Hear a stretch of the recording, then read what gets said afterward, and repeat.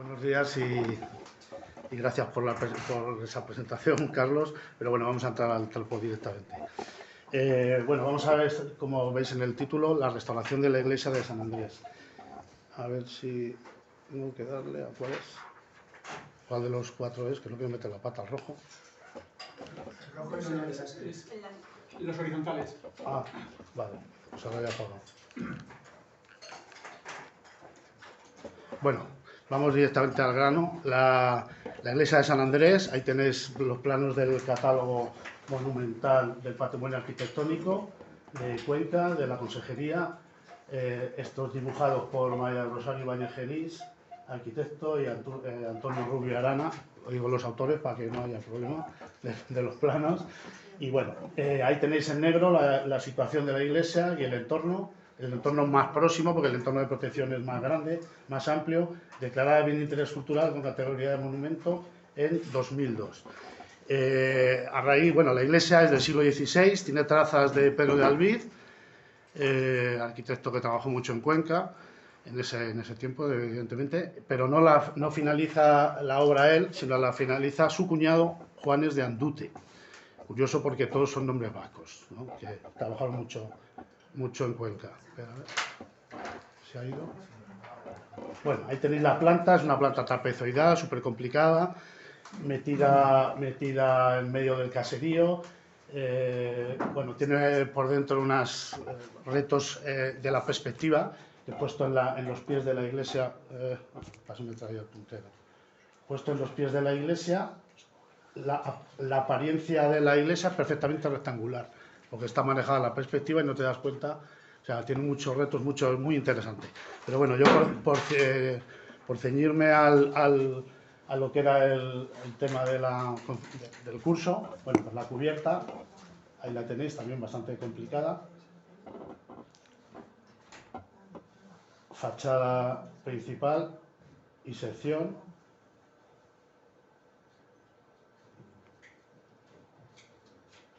Otras fachadas. Aquí una fachada muy estrecha, adaptándose a un callejón de lo que es la calle de San Andrés, y la calle del Peso, perdón, y incluso con un rebaje de la torre vuela sobre la calle cuando se edifica.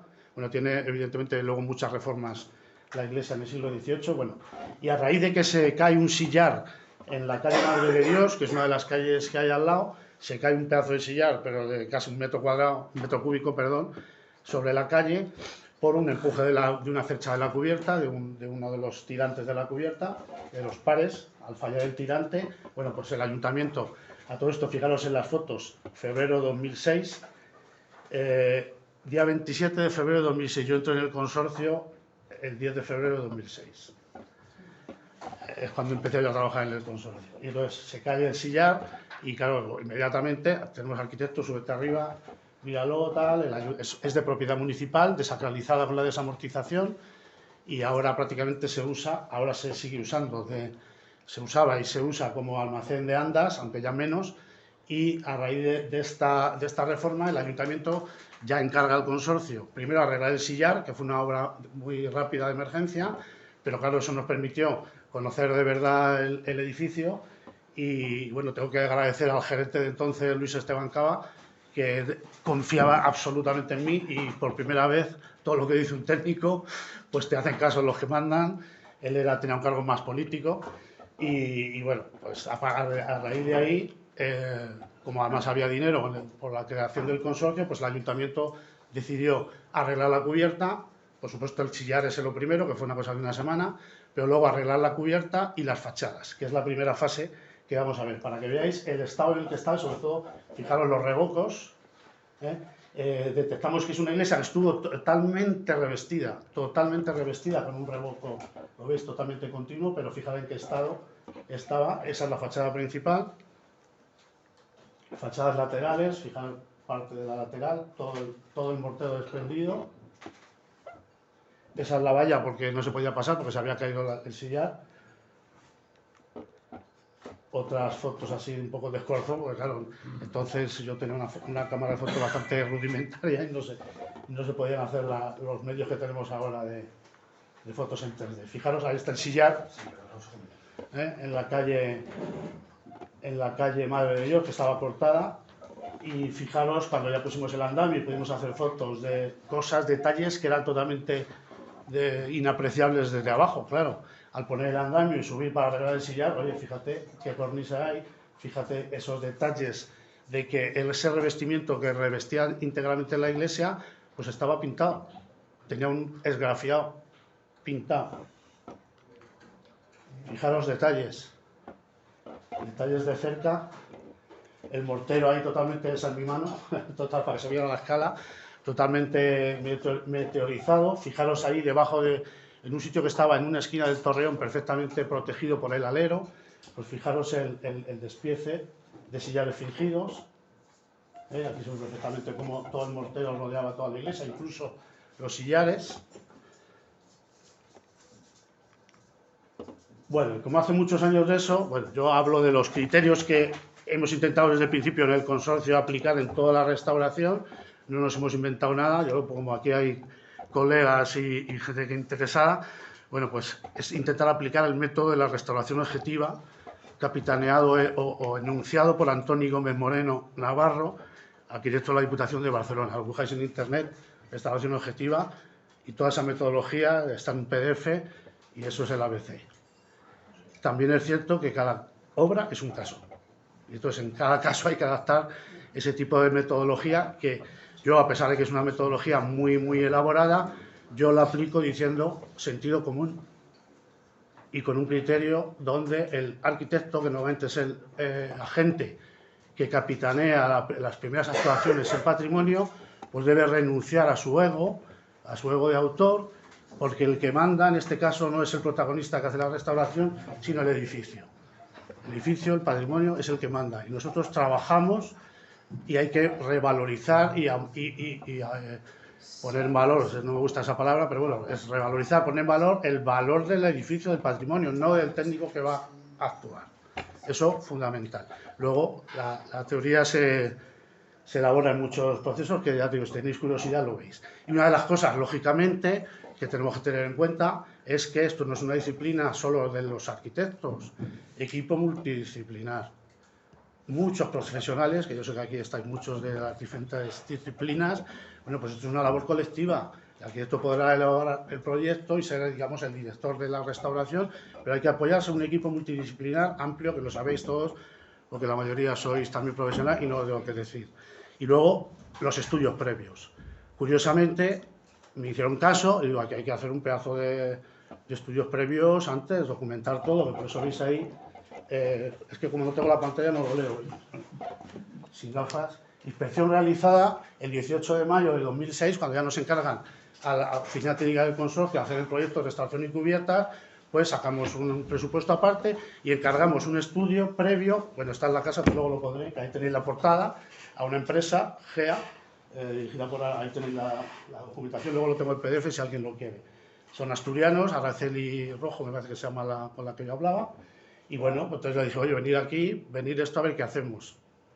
Y entonces ahí tenéis un poco lo que ellos en un estudio previo nos dicen que hay que hacer, ¿no?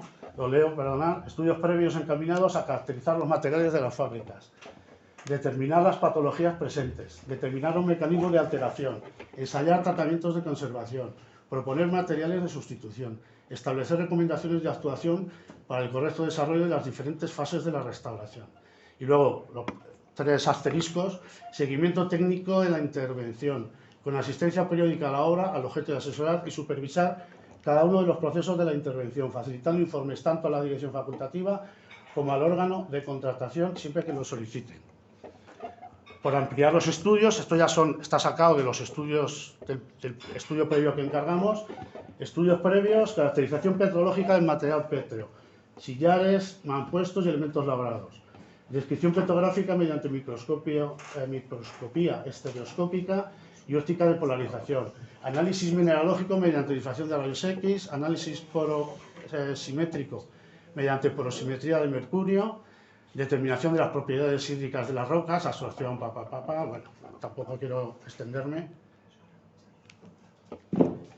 Estudios previos Descripción petrográfica mediante microscopia, caracterización petrológica de morteros, revocos, enfoscados, enlucidos, etc. Bueno, todos los tipos de análisis. Luego, dentro de la iglesia tenía unas pinturas, pues lo mismo, caracterización e identificación de las capas pictóricas. Luego, un inventario de lesiones y análisis del material alterado. Fijaros todas las fluorescencias que había dentro del edificio. Inventario de lesiones y análisis, bueno, seguimos. Costras, fijaros las costras negras que había en la parte de arriba de estos arcos abocinados, de estas ventanas. Meteorización, bueno, ahí tenéis todo. Expresión intergranular, presencia de escamas, pátinas de ennegrecimiento, costras negras, pátinas biogénicas. Luego, por supuesto, hacer un análisis mineralógico también de las costras y de los sedimentos biológicos y tal, análisis morfoquímico, bueno, determinación del contenido de sales y medida la conductividad eléctrica, luego un control de la humedad y luego elaborar causas y mecanismos de deterioro, fijar qué fotos de depósitos de líquenes y tal. Bueno, hacer dentro del control de las obras pruebas de limpieza, radiación solar, pruebas químicas, bueno. Yo lo traigo como, seguimos, a ver, control de calidad, saneado de las fábricas, cuantificación y control del grado de salinidad, la vida, bueno, como lo veis, impresionante. Eso fue lo que el estudio de lo que iban a hacer, cuando lo entregaron. Bueno, aquí seguimos, selección de los materiales de reposición, importante. Porque, por ejemplo, en la Catedral de Toledo se hicieron restauraciones en su día con granito al lado de piedra caliza y al final produce un par dieléctrico que hace que ese sillar que has colocado al final está produciendo una patología a los de alrededor, es decir, te estás adelantando el deterioro. Es decir, todo eso para, bueno, pues con ayuda de profesionales que nos atesoren a los que tenemos que tomar las decisiones, reposición de motivos de juntas, tal. Bueno. Y luego, por supuesto, una memoria fotográfica descriptiva y documental sobre el asesoramiento realizado, que la tengo aquí, que la he sacado del archivo. Esa es la memoria, la tengo también en DVD, presentado esto con un DVD por si alguien la quiere consultar. Una de las cosas aquí es que alimentaron, bueno, cerca de 50 muestras de laboratorio, de petrográficas, todo es impresionante. Bueno, no voy a hacer ir en la del mortero porque es la más importante. Bueno, con todo eso redactamos el proyecto, el primer proyecto, lo traigo aquí, que lo he sacado, no me he dado tiempo a poner en la transparencia, en el presupuesto del proyecto, la fase, en la partida de estudios previos, estamos hablando de 2006, 6.500 euros en el presupuesto para pagar los estudios previos, que ya habíamos contratado con ellos. Eso fue una trampa. El control de calidad durante la obra, 6.700 euros. De aquellos años, un pastón, ¿eh? Nadie me puso pega, pues... Documentación sobre el asesoramiento, 1.000 euros. Y luego, la memoria, 5.500 euros. O sea, que no me digan, es que no hay dinero. Bueno, gracias a Dios, digo, me hacían caso y bueno. Hacemos el proyecto, finalización en el noviembre de 2007, terminaron las obras, aquí cito la dirección facultativa, fui yo el arquitecto, me pongo delante porque estoy ahí, José Carlos Calvo fue el arquitecto técnico, presupuesto 491.944,37 euros, adjudicado a la empresa Artemón, desgraciadamente fenecida con la crisis, porque no me he encontrado una empresa como esa de restauración, o sea, impresionante. Asesoramiento al técnico adelantándose, jamás decir que esto vale, esto vale y que lo paga y que no sé qué. Bueno, impresionante. Lo que aprendí yo ahí con esta empresa lo tengo que decir porque lo digo siempre. Y Carpetania, que está por aquí el amigo Domingo, Arqueología de la Estación llevó el seguimiento arqueológico, que por supuesto encargamos un seguimiento arqueológico, evidentemente con sus estudios. Es decir, como he dicho, multidisciplinar. Bueno, esto lo traigo porque son dos informes que presentó la empresa durante la ejecución de la obra, la empresa de los estudios, la misma empresa, no gastaron mucho en la portada, pero bueno, es decir, informes que les pedíamos durante la ejecución de la obra. Pero claro, tenemos dinero para pagarlo, es que solo faltaba, ¿no? Y luego, bueno, estos son los estudios finales, que ahora voy a hacer un resumen. Aquí pongo solo el cuadro de muestras que presentan, aquí lo tenéis entero, que es donde aparecen las 50 y tantas muestras, solo he puesto las de morteros, por ser las de la objeto del curso, y ahora voy a pasar un poco a detallarlas. La muestra primero, es que no leo, y como ya te digo, como estoy acostumbrado a hacer las ponencias con el ordenador, pero bueno, no lo vamos a leer enteras. Muestreo, la primera muestra, Cursa 1, ahí lo veis, un mortero de rejuntado al lado de una grieta, y no lo veo. Bueno, es un mortero de agarre, lo digo porque es de me sirve de chuleta. Ahí tenéis fotos que presenta la empresa de, no sé qué campo, de, bueno, macroscopio, o sea, de dónde está la situada, luego una aproximación y luego de la muestra que han sacado, con la foto de cómo queda por dentro y una vez por la parte de fuera, para ver un poco lo que es la escala macroscópica. Aquí está, vale. Luego, análisis mineralógico, es lo que nos interesa saber, para saber cómo está compuesto ese mortero. Bueno, pues demuestra, hecho con el método de difracción de rayos X, dice que hay presencia de cuarzo y de calcita. La calcita constituye la fase aglomerante del mortero y el cuarzo es el mineral constituyente del árido. Además de estos minerales puede aparecer pequeños granos de minerales opacos, pero siempre en porcentajes inferiores a 1,5%. Una pequeña cantidad de muestreo se ataca con una solución de hidróxido cálcico, dióxido clórico, perdón, de cloro. Y bueno, básicamente viene a decir la relación árido-matriz, que es también lo que nos interesaba. 55% de árido y 45% de matriz. Digo, a efectos de luego ir haciendo reconstruir el mortero. Otra prueba del mortero del enlucido, el que veis que todavía se notaban unas rayas de los sillares fingidos.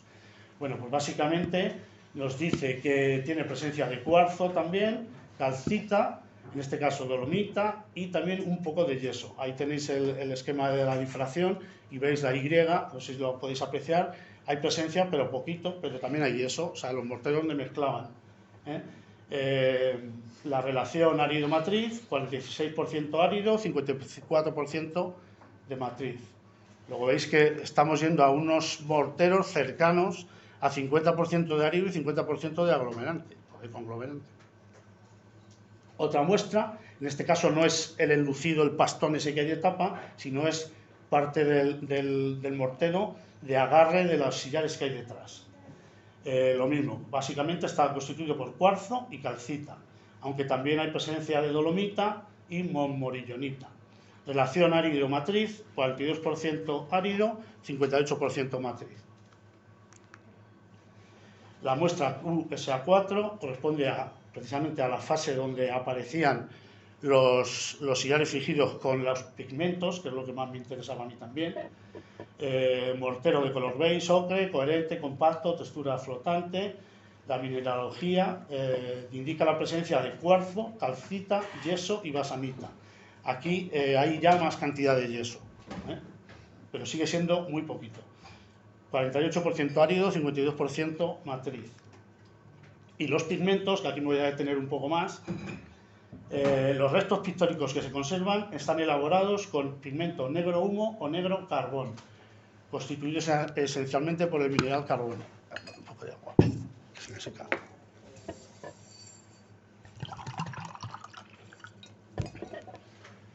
El análisis de la capa pictórica de color azul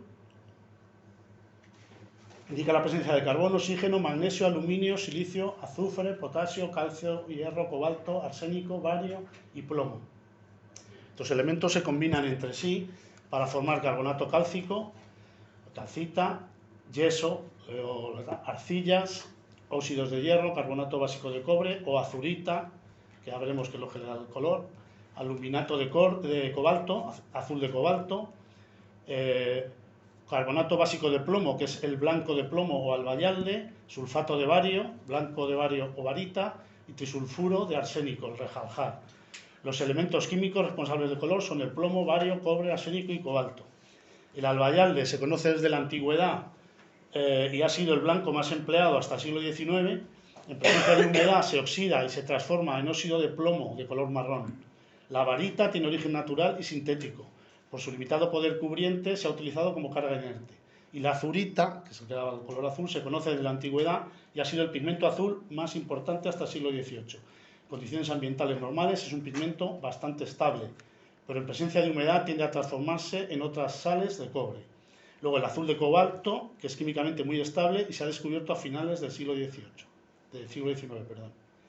El rejaljar también se conoce desde la antigüedad, es un pigmento de color amarillo, brillante y anaranjado.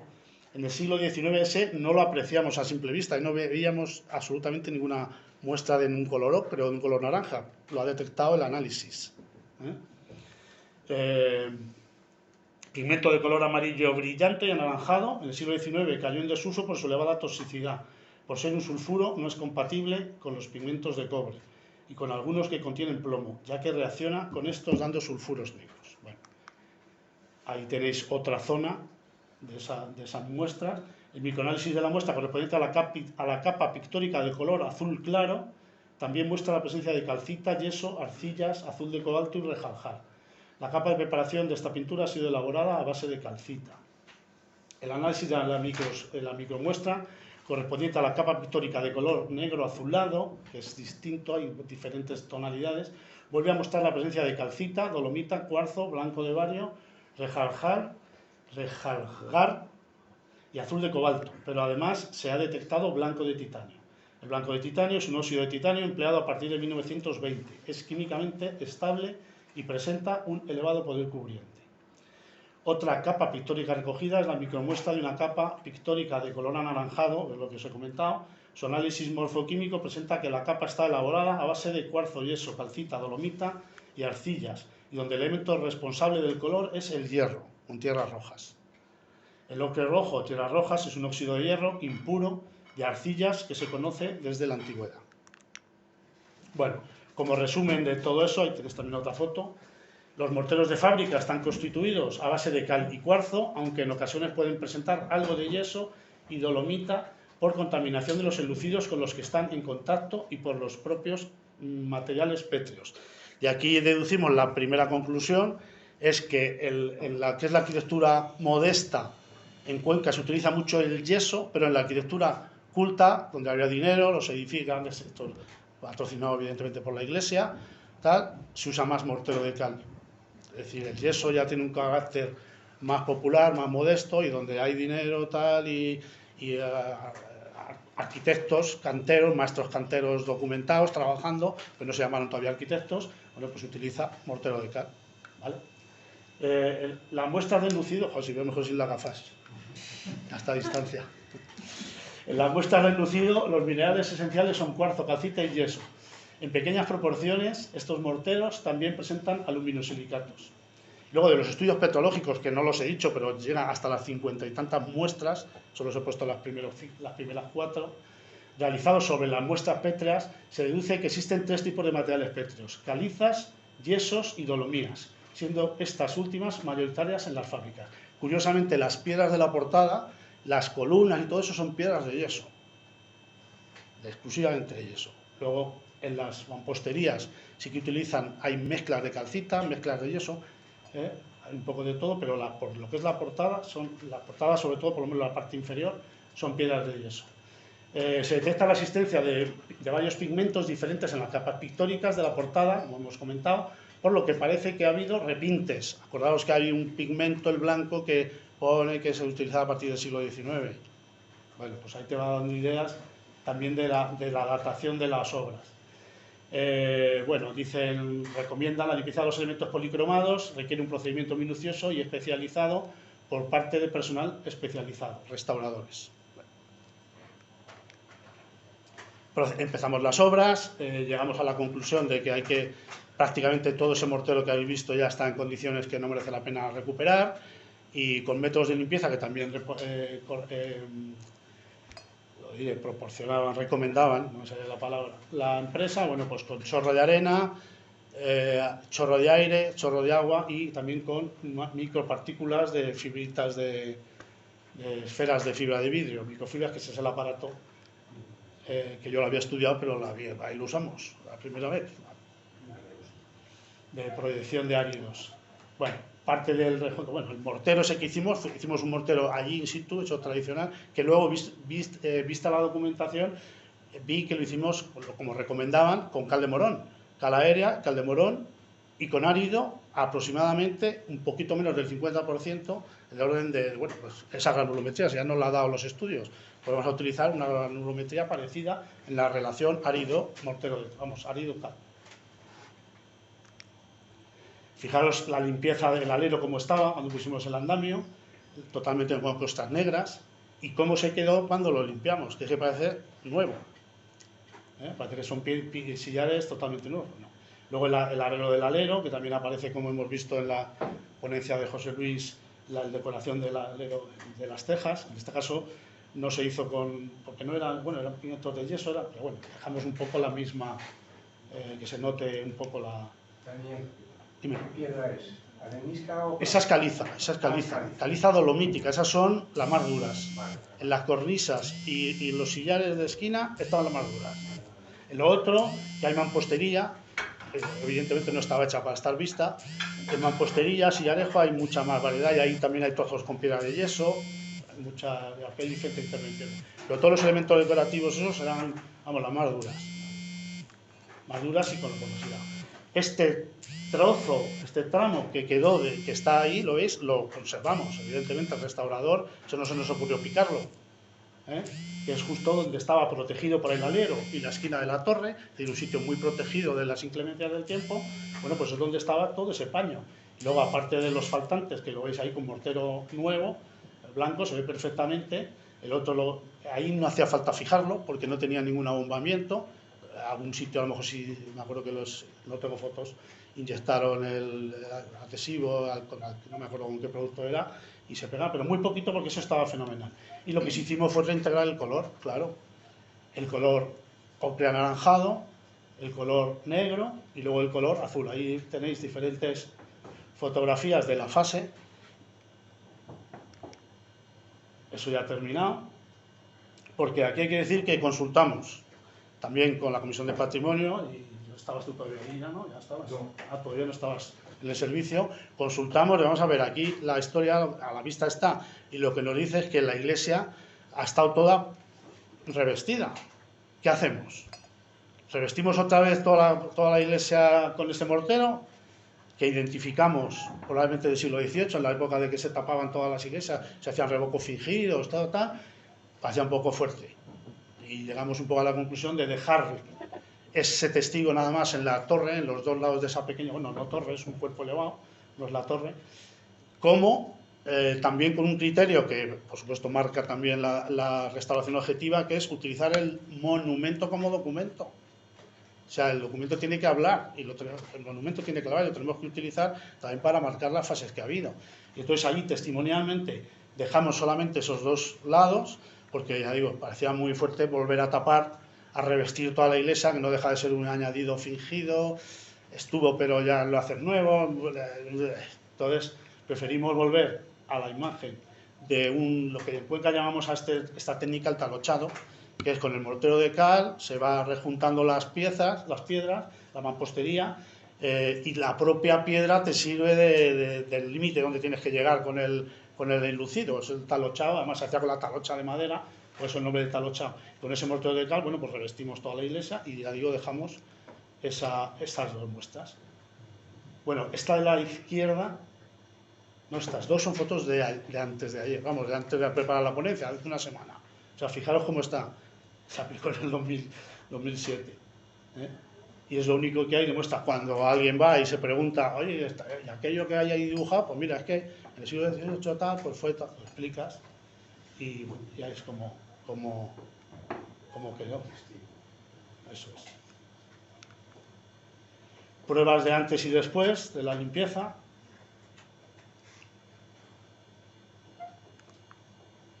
Antes y después. Fijaros ahí, que es curioso, si lo quiero...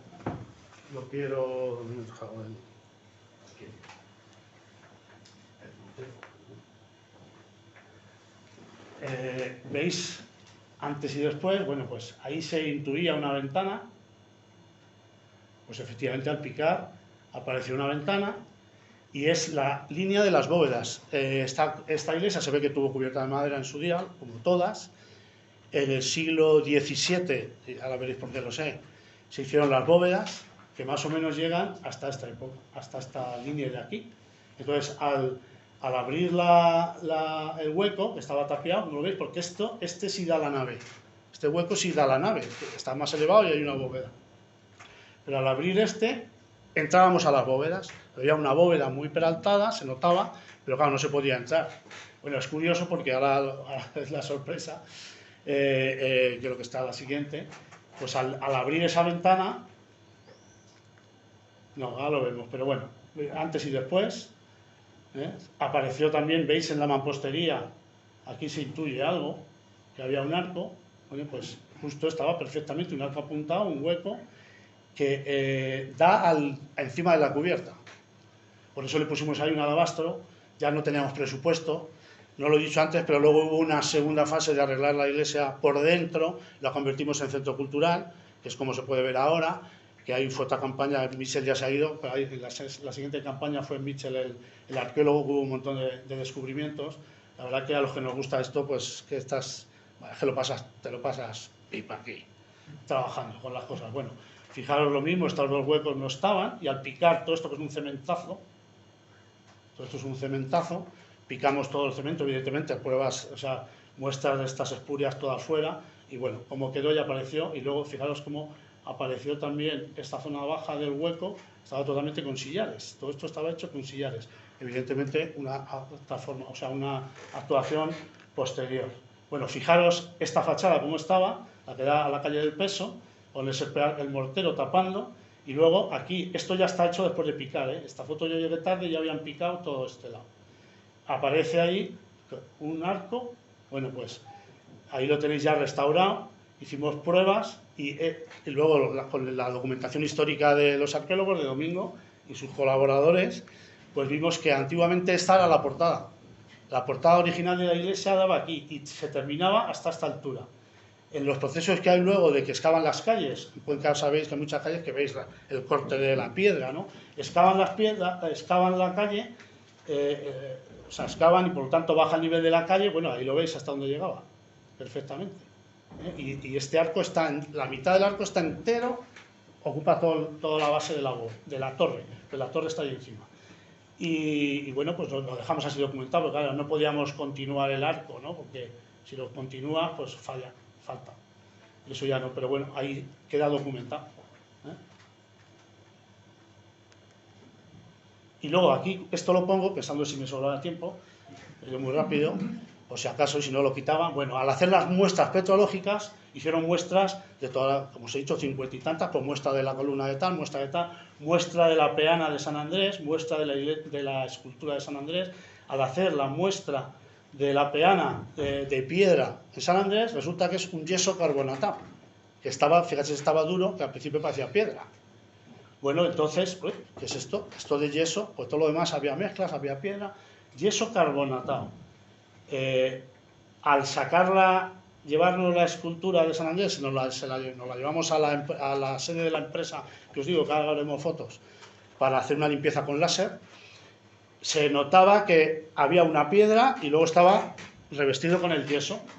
Estos son unas cabezas de angelotes, ¿no? Si lo veis perfectamente, como 4 angelotes o querubines, en fin.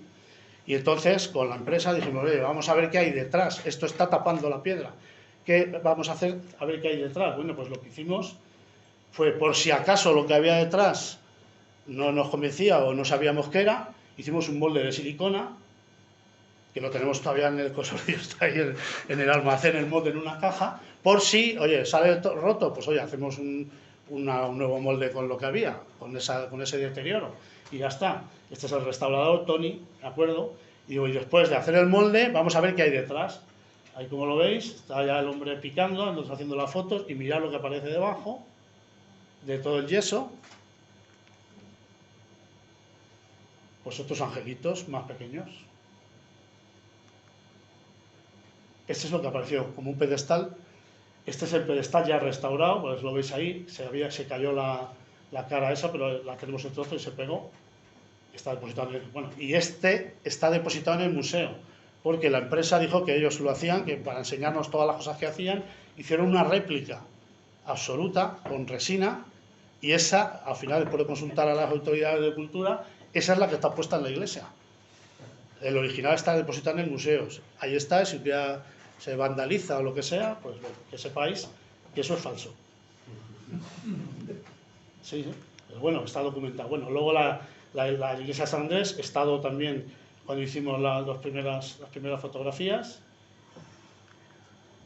las pruebas del restaurador, cuando sacaban las muestras para analizar. Ahí sí también nos atrevimos a reconstruir, a recuperar los colores, también como cosa testimonial, cómo eran los colores originales de esa hornacina. Esto es, madre mía, yo me veo ahí, hace tantos años ya tan joven, alucinado de cómo con el láser, que lo había estudiado, pero verlo hacer clic, clic, clic, clic, clic, cómo van haciendo con el pulsor, con el rayo láser, clic, clic, clic, y salta la costra, llora, hace clac, clac, clac, y va saltando con la restauradora. Mira, Domingo, ahí estás también tú muy joven, ¿eh? Quería verlo, ¿eh? No, ahí lo tienes, ahí lo tienes. Y mirar cómo queda aquí las muestras, ¿no?, de lo que iban limpiando y cómo iba quedando. Bueno, ahí se ve algo, ahí se ve el puntito, ¿no?, rojo del láser. Y bueno, así pim, pim, pim, con paciencia, pues se limpió, se le quitó toda la costra de la iglesia, de la escultura, antes y después. Tampoco se trata de hacerlo nuevecito, sino simplemente quitarle la costra. No queremos recuperar totalmente. Y antes y después, que es como lo veis ahora, con la peana esta falsa, pero bueno, está documentado, o sea que no hay ninguna trampa. Y os iba a decir que en esa ventana que se veían las bóvedas, pues apareció doblado así, como lo veis los dobleces, un documento, un manuscrito, que deprisa, porque no he encontrado el informe, luego te lo pido, el informe, que seguro que lo tenéis archivado, lo tendremos nosotros guardado por ahí. El informe arqueológico es también un tocho parecido a ese. Y yo, mientras preparaba la ponencia, he leído lo primero. Sabéis que es como una carta, se queda como 4 partes, un dobladillo, tiene un encabezamiento, todos los documentos históricos de esta época pues más o menos son así, y luego ya dentro tiene un texto. Bueno, pues arriba se puede leer: esta ventana se cerró a 8 de julio del año de 1676, en el estado que está, o que está, y acabaron de cerrar y blanquear estas bóvedas, y el maestro y las hizo, no que no me ha costado, Felipe Crespo, vecino de esta ciudad. Habla, luego sigue siendo párroco fulanito de tal, y el obispo de tal, que Dios guarde muchos años, y no sé qué, bueno. Y luego aquí es como una rogativa, donde pide a Dios, por ahí: Dios mío confiado, que proteja a su familia, que proteja, bueno, todo esto está, por supuesto, en el museo. Y rápido, en el relleno, al hacer la cubierta, en el relleno del intrador de las bóvedas, del extrador de las bóvedas, es decir, el relleno de los riñones de las bóvedas, sabéis que hay muchas actuaciones que las han quitado pensando que aquí hay escombros. No, están haciendo el empuje para que la bóveda no parta, está relleno. Apareció un feto momificado de un neonato. Identificamos que se enterró, nuestra interpretación es alguien que evidentemente había tenido un niño y había fallecido, seguramente con escándalo, y lo enterró en sagrado, pero no dentro de la iglesia. Se subió arriba y donde nadie lo veía, lo enterró en sagrado, con un tag y luego también un calzado de archivo del pueblo, y ya está. Fotos de dentro para que veáis también algo dentro, antes de la restauración interior, y esta también es de hace una semana, de cómo está.